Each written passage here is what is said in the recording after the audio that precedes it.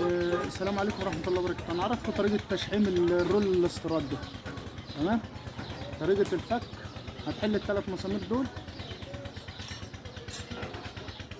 كده في وردة صغيرة وهتجع منك أهم حاجة. ثلاث مسامير رابطين الوش بتاع البيل. تمام؟ أهو. وادي طريقة الفك، ادي البليات اهو. ده الرول الاستيراد طريقة فك. تحل ثلاث مسامير وتحط الزيت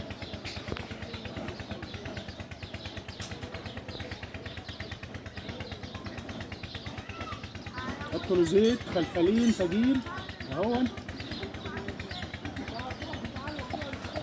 او شحم كده. طريقة التشحيم بتاعته التزييت اهي، لازم ده كله يشرب اهو. تمام؟ وتبدأ تجمع الثلاث مسامير، يبقى انت كده ايه اشتغلت صح.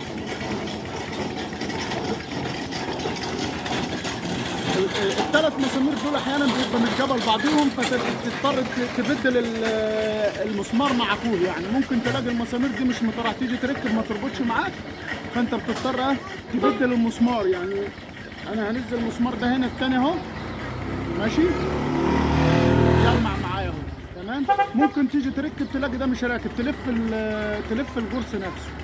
وشكرا. الصورة تضرب عليك عشان نشوفها.